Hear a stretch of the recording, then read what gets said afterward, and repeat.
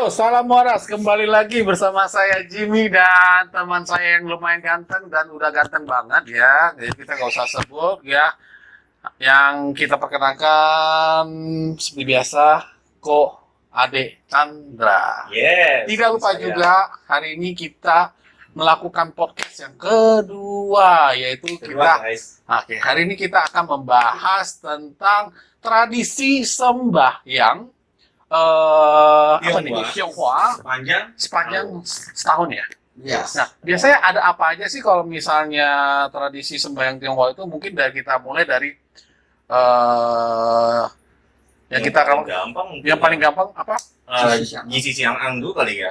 Jisi Sang'ang. Jadi sebelum Imlek lah ya. Nah, betul. saya itu mau kita akan masuk ke Imleknya, masuk ke sembahyang Cekau, sembahyang Cap Gome, ya, makan bakcang dan lain-lain sampai ondel itu sejarah apa nanti kita kupas tuntas. Nah, tapi hari ini kita bahasnya satu per satu. Satu biar semakin detail. Semakin detail dan sobat waras tidak penasaran dan para sobat waras juga tidak penasaran.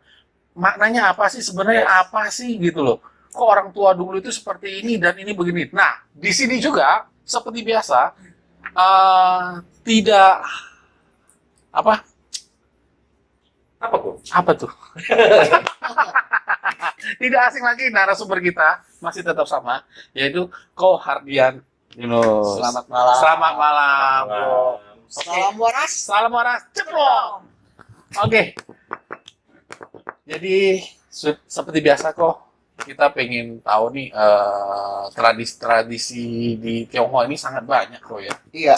Salah satunya ini seperti yang tadi saya sebut Jisi Sang'ang atau Hari Persaudaraan ya. Nah, untuk langsung kita singkatnya, saya langsung serahkan saja sama ahlinya kita untuk yang bertanya. Di sini saya sebagai pembuka. Oke, Ko Ade langsung silakan. Thank you, Ko Jimmy.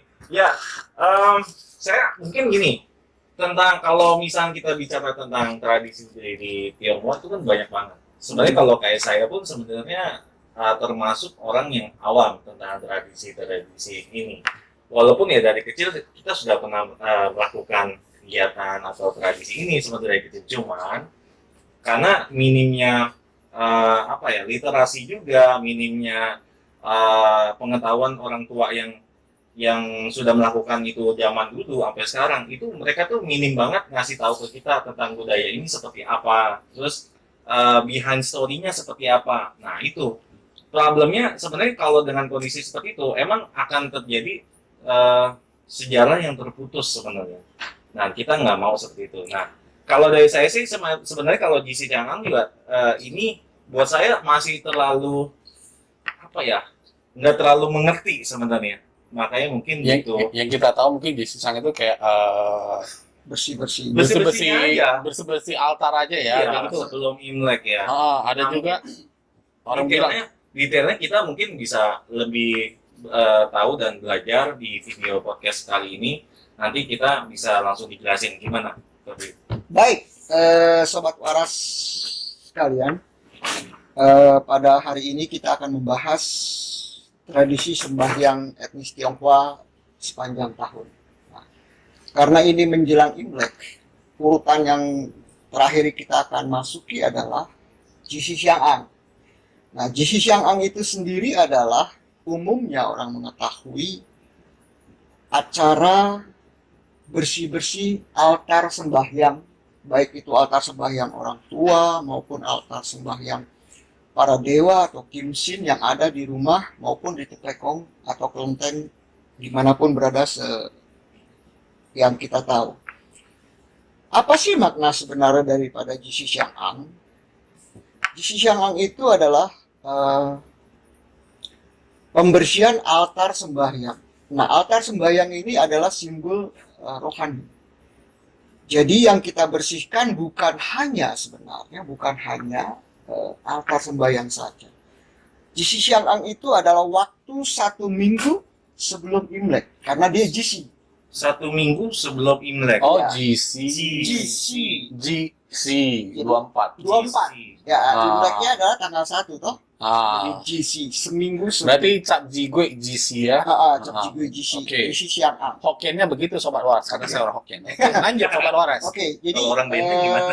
Sama ya? 1 minggu sebelum Imlek kita melakukan bersih rohani dengan simbol pembersihan altar sembahyang orang tua, altar sembahyang para dewa atau kimsin yang ada, baik itu di rumah maupun di kelenteng dimanapun berada. Nah, ini maksudnya adalah sebenarnya filosofi yang terkandung di balik itu bukan hanya kita bersih-bersih itu saja. Kita sudah melewati satu fase di mana 1 tahun berjalan 2571 Imlek saat ini nih, sebelum Imlek. Besok adalah Imlek 2572 Imlek. Kalender 2572. 72. Budi Sera. Nah, ya toh? Nah, ini 2571. Pada saat menjelang 2572, 1 minggu itu kita pembersihan batin dengan gambaran kita membersihkan altar dan altar orang tua maupun kimsin. Tetapi di balik itu yang tersimpan sebenarnya banyak yang tidak mengerti dan tidak tahu. Sepanjang tahun kita sudah mendapatkan karunia agung dari Tuhan yang Maha Kuasa, segala nikmat juga segala derita, pasti gitu, ya atau? Nah, marilah pada saat kita sembahyang pembersihan itu, setelah bersih malamnya kita sembahyang, di situ seharusnya selama 1 minggu, selama 6 hari kita merenung seluruh proses perjalanan hidup kita 1 tahun dari Imlek yang lalu sampai menjelang Imlek yang akan datang. Kenapa saya gagal? Gitu? Kenapa kita sukses? Banyak orang sukses kok saya gagal. Gitu loh. Nah, inilah waktunya kita merenung, berintrospeksi diri. Karena yang tahu kegagalan kita sebenarnya kita sendiri. Ya tahu? Yang tahu diri kita adalah kita dan Tuhan kita. Marilah sama-sama kita merenung setiap malam sampai dengan saatnya Imlek. Kita merenung apa semua proses hidup kita, perjalanan hidup kita, baik itu semua rencana yang berhasil maupun tidak berhasil kita renungkan. Nah, itulah yang disebut dengan proses pembersihan batin. Ya, sepanjang tahun kita lakukan perjalanan hidup kita, ada saatnya 6 hari. Mungkin kalau kalangannya lain, saudara-saudara kita dari Muslim, itu ada puasa toh, menjelang Idul Fitri. Iya, betul. Ada juga kita yang berpuasa dengan vegetarian, tetapi yang terpenting adalah puasa batinnya, yaitu introspeksi diri atas semua perjalanan hidup yang sudah kita lalui. Sampai saatnya dari Jisi Siang Ang ke Imlek. Itu filosofi yang terkandung di dalam Jisi Siang Ang. Jadi Jisi Siang Ang bukan hanya bersih-bersih tepekong, bersih-bersih altar orang tua, cat rumah, persiapan Imlek. Kalau itu saja yang ada di dalam makna hidup kita, perjalanan yang kita lalui Imleknya hambar. Oke. Hambar sekali. Cuman emang gini, problemnya adalah ya, saya pun kalau emang tradisinya itu emang biasanya digunakan untuk merenung ya. Iya. Saya hampir nggak pernah melakukan itu. Iya. Pada saat di sisi yang itu, malah baru tahu. Jadi proses perenungan selama 6 hari untuk melihat ke belakang perjalanan hidup kita sebagai proses introspeksi diri. Ini kayak Agar kita lebih maju tentu harapannya. kayak mirip ini nggak sih keluar kayak orang misalnya kayak kemarin kita baru merayakan All in New ya. Biasa kan pada saat all in New itu kan orang pada coba regres lagi yang apa yang sudah terjadi, apa yang sudah tercapai di tahun yang kemarin, terus pada apa sih resolusi di tahun yang akan datang seperti apa. Mirip nggak sih? Kayak Sama persis. Sama persis filosofinya, sama persis filosofi semua kalangan agama. Ya toh? Jadi kalau secara umum tahun baru itu kita introspeksi diri, ya kan, merenung, ya kan, membuat satu rencana baru. Demikian juga saudara-saudara kita Muslim dengan berpuasa, dia berintrospeksi diri, membuat planning baru pada saat setelah Idul Fitri. Demikian juga kalangan Kristiani dengan Natalnya sama-sama persis. Nah, kita di kalangan etnis Tionghoa itu ada saatnya kita merenung untuk menyambut tahun baru Imlek yang akan datang 2572. Maka kita harus merenung atas semua proses perjalanan hidup kita. Sebagai manusia yang arif, jangan cuma gagalnya saja yang kita renungkan, tapi suksesnya kita lihat, saya sukses. Kenapa saya bisa sukses? Pertahankan kesuksesan itu dengan baik. Kalau bisa tingkatkan jauh lebih baik. Nah, itulah sisi Siang Ang. Tetapi juga ada yang disebut bagian dari sisi Siang Ang adalah hari persaudaraan. Nah, ini saya agak-agak buat saya ini hal yang baru. Isi Siang Ang ini kalau misalnya dihubungkan dengan hari persaudaraan. Iya. Kalau misalnya kalau dari saya melihatnya apa? Wah, kayaknya emang dari zaman dulu Tionghoa nih dulu kita tuh emang banyak tuh mengajarkan sisi-sisi humanis tuh dari hal-hal yang sangat simpel. Iya. Gitu, kayak misalnya bersih-bersih altar, Iya. rame-rame. Dan Bersama-sama. biasanya kalau bersih-bersih altar kan nggak mungkin sendiri ya. Nggak Betul. mungkin. Biasanya rame-rame tuh. Kadang kita kayak kemarin tahun lalu kita rame-rame. Iya. Ya. Jadi nggak mungkin sendiri. Itu adalah kegiatan yang nggak mungkin dilakukan sendiri. Nah, Kohar boleh nggak cerita kenapa kegiatan ini juga, ritual ini juga disebut juga dengan hari persaudaraan? Betul. Nah, kenapa disebut hari persaudaraan? Maksudnya adalah kita mau menyambut tahun baru Imlek. Kita mau happy-happy, kita mau bersenang-senang menyambut tahun baru. Kalau saat ini kita diberikan karunia besar oleh Tuhan Yang Maha Kuasa dalam bentuk rezeki, ekonomi lebih baik dari saudara-saudara kita yang lain, kakak kita, adik kita, sepupu kita, keponakan kita. Nah, maka saatnya lah hari Jisi Siang Ang atau hari persaudaraan ini kita pakai event ini untuk memberikan dana atau sumbangan kita atau bagian dari pemberian derma kita kepada saudara-saudara kita yang kurang mampu secara ekonomi agar mereka bisa merayakan Imlek. Nah, kalau kita bisa berekonomi lebih, berikanlah bantuan, ya kan, agar mereka juga bisa beli baju, ya toh, bisa bersih-bersih rumah, ngecat rumah, atau bisa persiapan mau beli-beli kue, buat sembahyang segala macam. Nah, dana itu kita berikan seminggu sebelum Imlek agar ada spare waktu mereka bisa berbelanja Untuk mempersiapkan menyambut Imleknya itu menyambut ya? Imlek. Oke. Maka itu disebut hari Itu khusus untuk saudara dalam kah atau biasanya dilakukan Ya. gimana? Kita etnis Tionghoa biasa selalu ke dalam dulu baru keluar. Kalau ke dalam sudah bisa terpenuhi dengan baik, di dalam keluarga kita mampu semua.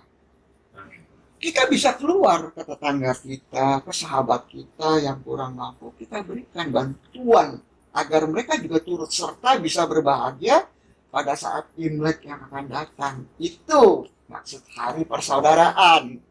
Nah, di samping itu juga nih kok adek, yang pernah saya baca juga ya, itu hari Jisi Siang Ang itu juga orang tahunya kan ada yang bersih-bersih Saya altar. tahunya itu dua. Nah, Bersih-bersih kalau altar. di tempat saya itu sembahyang dewa dapur katanya untuk mengantar mengantar dewa dapur naik ke surga melaporkan catatan umat manusia yang ada di dunia ini gitu. Pernah dengar nggak kok adek? Saya pernah dengar, cuman saya nggak tahu kalau itu emang benar-benar terhubung dengan isi Siang Ang. Iya. Emang itu nyambung di momen yang sama. Wah, Bukan. Jadi sebenarnya begini. Itu bagian dari mitos Jisi Siang Ang itu sendiri mengatakan bahwa serius dewa. nih mitos. Ini soalnya Kalau menurut pendapat saya loh ya. banyak dilakuin loh. Iya, betul. Oh, Sah-sah saja mereka mengatakan seperti itu, tapi secara logika intelektual saya ingin katakan, mari kita berlogika intelektual kita kembangkan. Itu semua cuma mitos atau cerita yang dikembangkan, padahal menurut saya yang perlu kita tangkap dari sebuah peristiwa adalah intisari filosofinya tadi. Nah, Bahwa Jisi Siang Ang adalah proses pembersihan rohani atau batin dengan implementasi ke altar sembahyang kita. Itu pertama. Kedua, introspeksi diri hidup kita sepanjang tahun. Nah, itulah yang disebut dengan introspeksi diri, pembersihan batin. Implementasi kemana? Kalau kita sudah bisa itu adalah berbagi hari persaudaraan. Berbagi kepada saudara, berbagi kepada mama, papa, adik, kakak, atau tetangga, atau sahabat yang kurang mampu secara ekonomi, kita bantu agar mereka turut serta bahagia pada saat itu. Itu saja kalau menurut saya filosofinya tentang soal dewa dapur naik ke surga bawa laporan catatan dosa manusia segala macam.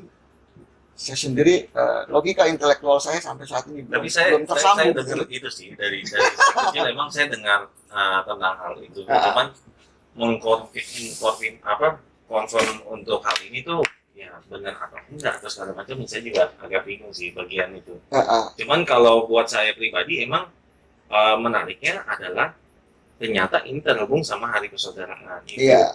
Dan ini hal yang baru buat saya sendiri. Iya. Nah, kalau misalnya kita ngomong tadi tentang masalah memberi, ada nggak sih dalam literatur dalam budaya Tionghoa kita tentang hari persaudaraan ini kalau kita nggak memberi saudara, padahal kita mampu nih, kita udah buat kita sendiri aja gitu, kita sama sekali nggak mau bantu saudara Berbagi. gitu.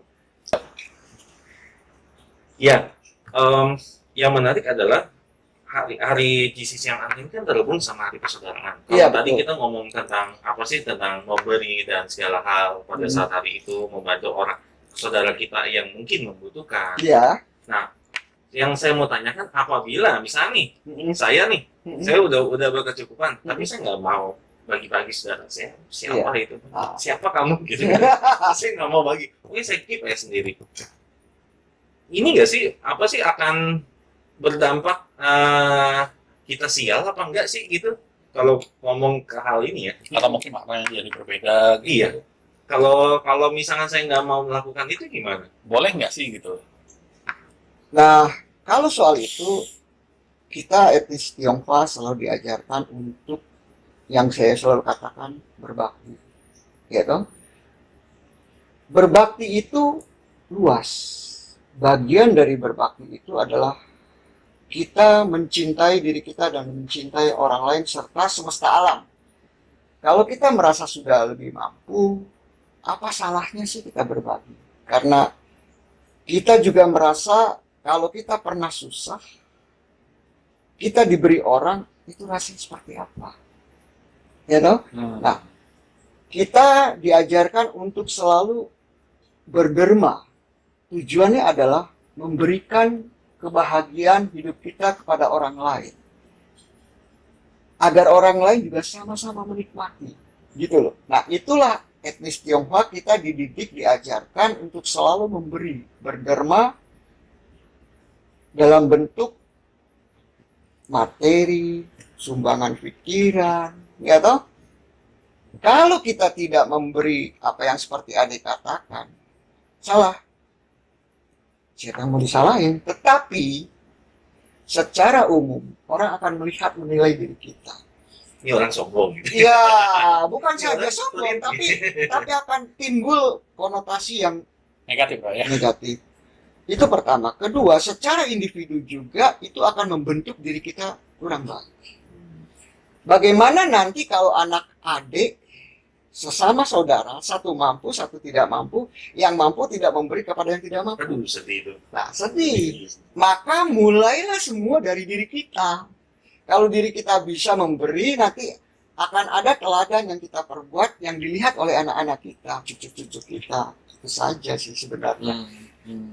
Terus kalau kembali lagi nih tentang masalah tadi tentang budaya kita bersih-bersih, buat saya yang benar-benar awam banget. Pertanyaan nih, kalau saya punya kimchi di rumah, terus pada saat hari bersih-bersih ini isi siang saya nggak bersihin, terus setahun, 2 tahun, 3 tahun, waletnya sih saya Penanyanya bingung ya benar juga. Karena saya juga pernah begitu Pak. Iya, iya. Itu salah satu alasan saya sampai sekarang belum berani merawat sendiri altar di rumah karena kadang saya juga orangnya masih suka anggot-anggotan gitu. Kadang sembahyang, kadang enggak Iya. gitu ya. Nah pertanyaannya kualat nggak? Iya, Iya kualat. bukan. Saya tidak Saya mengatakan ini maksudnya. saya tidak mengatakan itu kualat. Tidak ada hukum kualatnya seperti itu. Karena kalau kita melihat mereka para sen atau yang mulia itu dewa-dewa atau dewi-dewi atau kimsin itu, kita tahu mereka jauh lebih bijak, jauh lebih arif. Dan yang maunya altar itu ada kan karena kita. Nah, sebagai konsekuensi tanggung jawab moral kita sebenarnya, kita lakukan pembersihan. Kan jelek sekali kalau itu banyak debu. Orang datang bertamu ke rumah kita juga, aduh, ini saja kamu nggak bisa bersihin, ya tahu? Bagaimana dengan diri kamu, dengan hati kamu, begitu loh. Kamu sembahyang dalam keadaan kotor, itu kan kurang baik. Sebenarnya logika intelektualnya supaya semua bagus, supaya semua cerah, bersih pada saat Imlek gitu loh. Kemudian apakah boleh dibersihkan setiap saat? Ya memang harus dibersihkan setiap saat, baik itu mejanya kalau kamu mau bersihkan, kalau ada kabang-kabang ya bersihkan aja, nggak perlu nunggu Jisi Siang Ang saja. Nah cuma Jisi Siang Ang adalah satu event yang disetting zaman konon itu sudah ada aturan. Ini loh saatnya kamu bersih-bersih. Gitu loh. Ada saatnya kamu bersih-bersih itu kamu cat rumah kamu juga lebih rapi, bersih. Sekalian kerja lah ibaratnya. Ya. Jadi jangan kita terpaku sama kualat segala macam. Jangan. Karena kalau itu sendiri sudah ada dalam mindset kita, itu sama juga diri kita menghukum diri kita sendiri. Besok hari ada satu peristiwa kecil, kita akan hubungkan tuh pasti. Ini gara-gara saya nggak bersihin altar sembahyang saya, kualat saya. Padahal nggak ada. Kayaknya umum sih orang gitu. Padahal nggak ada hubungan sama sekali. Itu kan psikologis kita sendiri Tapi yang kena. kalau misalkan Nah. kimsin kita nggak bersihin, Iya.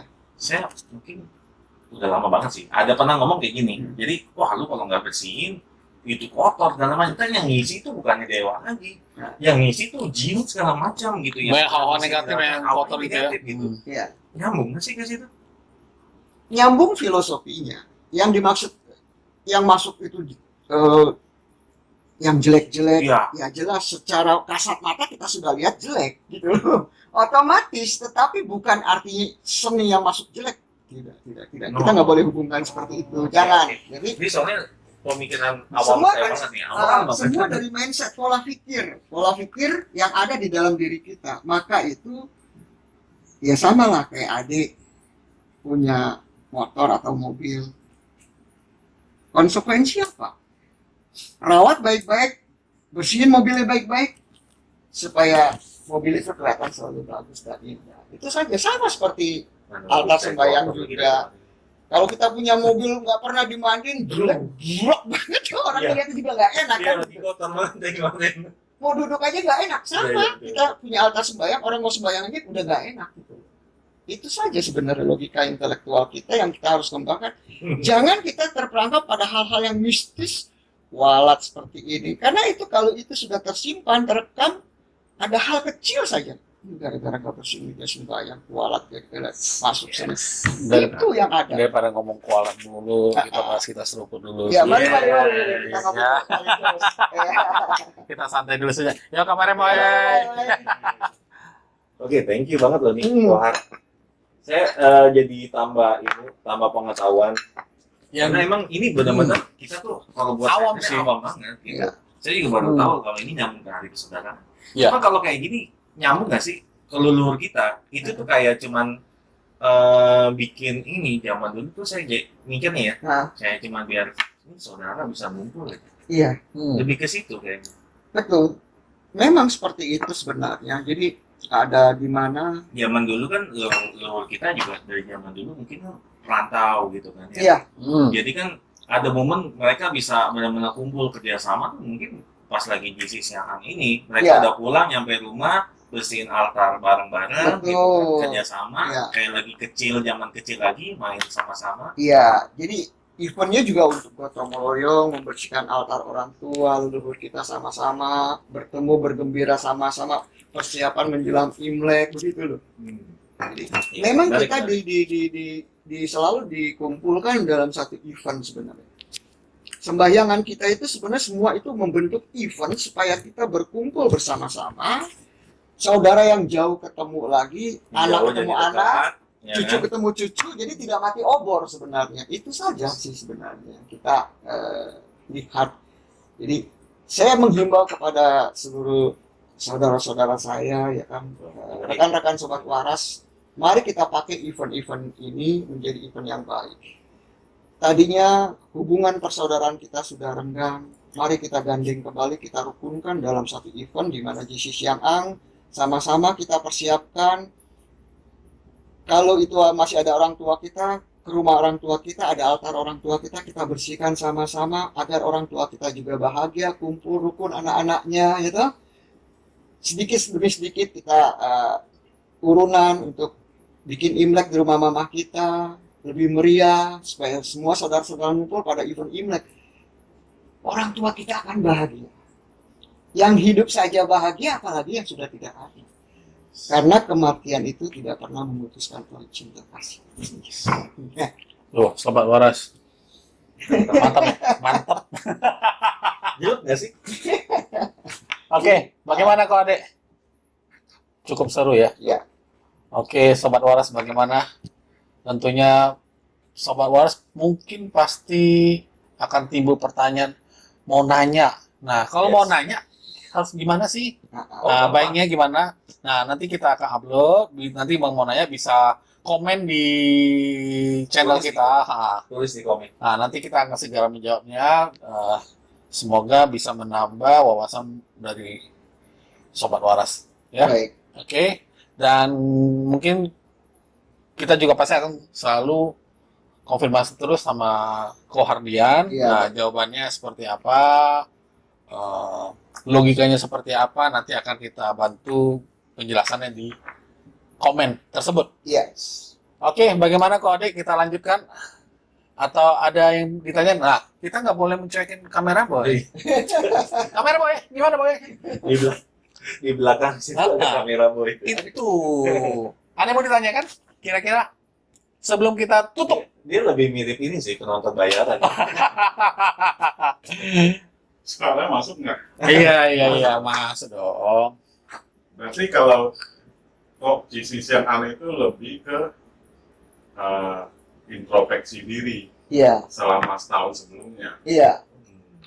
Ya udah itu. Nggak nanya, saya memperjelas aja. Oh. Iya, betul. Jadi sekali lagi saya tegaskan memang JC Siang Ang itu event ini dibuat atau ada sebenarnya lebih kepada proses introspeksi diri selama tahun berjalan yang sudah kita rasakan dari Imlek tahun lalu menjelang Imlek akan datang. Introspeksilah diri kita selama 1 minggu agar kita merenung, memperbaiki semua kesalahan-kesalahan kita yang kita perbuat. Agar kita bisa memperbaharui semua kesalahan ini dan tahun depan kita bisa perbaiki dengan baik. Kita menuju hidup baru, lebih sukses, lebih arif, lebih bijaksana. Itu harapan daripada event JC Siang Ang itu sendiri. Gitu ya. Maka kenapa secara batin kita bersihkan, altar kita bersihkan, itu satu gabungan yang baik sekali. Kalau altar kita bersihkan, semua kita bersihkan, diri kita nggak bersihkan, ya susah juga nanti. Nanti kita tidak akan ketemu makna hidup yang sesungguhnya. Jadi hidup itu datar dan hambar sekali. Tapi kalau kita bisa merenungkan setiap event itu, kita akan menemukan makna hidup kita. Sebenarnya hidup kita ini bermanfaat untuk orang banyak loh, gitu loh. Luar biasa ya sobat waras ya. Ceplok. Nah, oke. Baik. Mengingat kita cukup jelas ya, dan mungkin nggak terlalu panjang lebar juga, kita bincang-bincang sederhana ini. Ya nanti di video selanjutnya nanti kita bahas yang lain lagi. Oke. Karena mungkin untuk yang video ini cukup sampai sini dulu. Oke. Sekian bincang-bincang singkat The Waras dengan narasumber kita Ko Hardian. Terima kasih sekali lagi. Terima kasih untuk Ko Ade juga yang luar biasa membawakan berbagai pertanyaan-pertanyaan yang apa ini? Banyak yang tidak tahu. Bodoh itu karena belum tahu sih. Ah, Bodoh itu karena tapi tentunya bukan yang bodoh sebenarnya. melalui cuplikan singkat bincang-bincang ini bisa menambah wawasan para sobat waras ya tentang arti makna dari GC Chang'an. Ya. Oke, terima kasih sobat waras. Kita pamit. Bye bye. Selamat ceplok.